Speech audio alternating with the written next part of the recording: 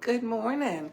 It is Friday, 7:27 a.m., April 5th, 2024. Yeah, I got these earrings years ago and I never wore them. So I thought, ooh, I'm colorful today. I think I'll wear them. So the other day when I did the review of Nespresso's 20 years in the making, number 20 espresso, which they say is a once-in-a-lifetime tasting experience. And my basic opinion was that once in a lifetime would be enough. Well, I hadn't yet unpacked the rest of my Nespresso order when I did that video. And I told you how I had, purchased one, which is just 5 capsules, the space for the one that I reviewed the other day. Well, the next day, I unpacked the rest of my order.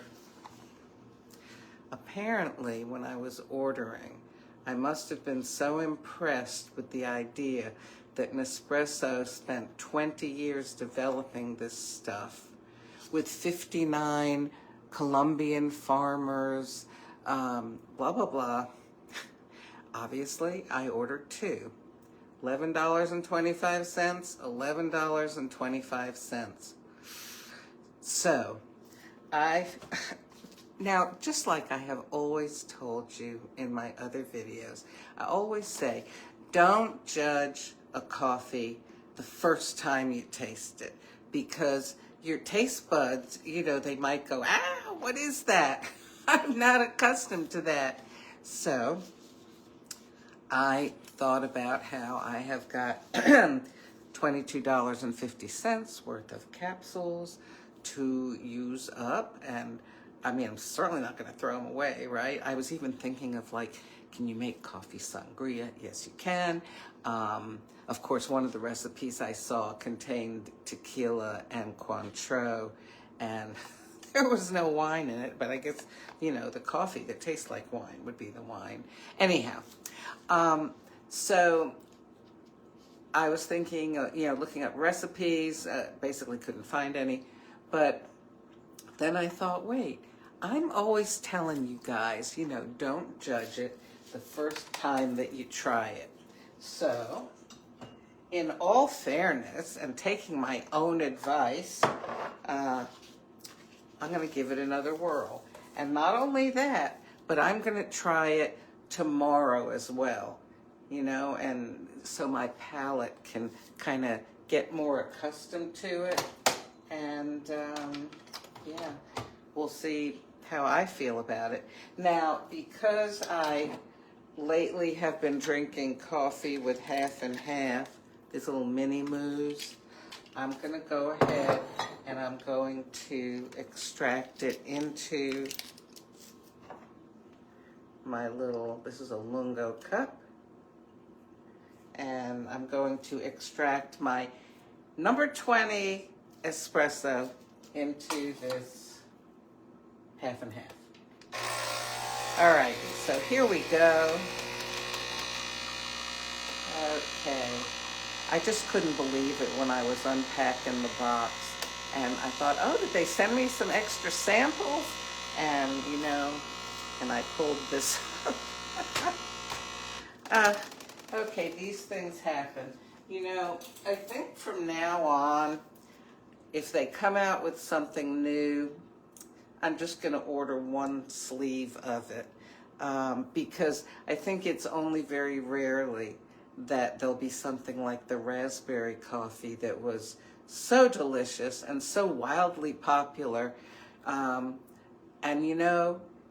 so if it all gets sold out, if I liked it and I didn't have a chance to order again, it's not the end of the world, right? All right, so here we go.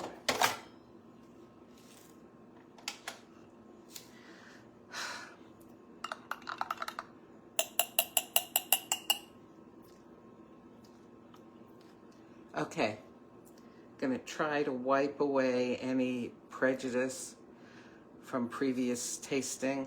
Here we go.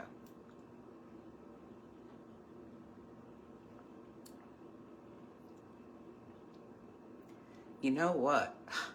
I gotta say, I need to remember my own advice. it's not all that bad, especially with the half and half in it. You know, I think last time, of course, I tasted it first just black, and, or as some might say, unadulterated. And it struck me as so whiny that then it made me whiny, right? I just was turned off to it. But trying it now like this with an open mind, mhm.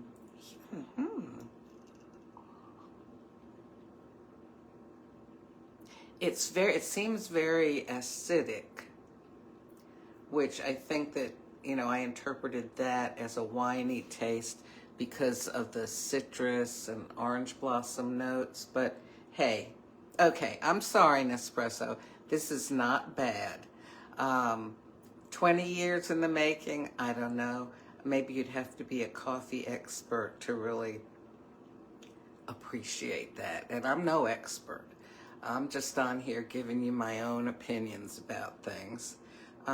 You know, but the fun thing is about when you find somebody who reviews, or in my case, chats about coffees or anything else, if you find that, hey, you know, she liked that and I like it, or, you know, she did it this way and yeah, I tried it and like it that way too, you know, then you feel that you have some advice that maybe you can depend on a little bit instead of just, you know, blindly trying everything. So I know some people have found these things helpful, and I'm grateful for that. And of course, this being the internet, you can always, you know, it's even easier than turning a page in a book to just flick me on to something else, off into cyberspace. Okay. You know, definitely have it with some half and half. I might actually go ahead and buy some heavy cream. Okay, and I don't have anything in the house that I would put it in except coffee or put it on. Oh, like figs. Have you ever had stewed figs and you pour cream on them? Oh, it's amazing. But I don't have any of that in the house. So, you know, and I know I'm not going to drink a whole cup of cream. So I think maybe I might risk it, and the next time I go to the market, I get me some heavy cream and try it in some of these coffees. You know, I've mostly been using 35 calorie per cup almond milk, which has like, you know, maybe I'm getting less than a gram of fat in there because I'm only using a small amount, and there's hardly any in a whole cup, you know, a whole 8 ounces. So, wow, heavy cream. Maybe that's why I like the half and half so much, because it's so much fattier than the almond milk I was using.